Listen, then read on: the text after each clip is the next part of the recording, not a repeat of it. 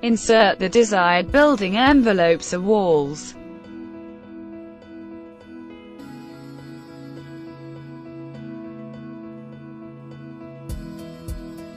Edit the top side of the building envelope. Change the heights at each end.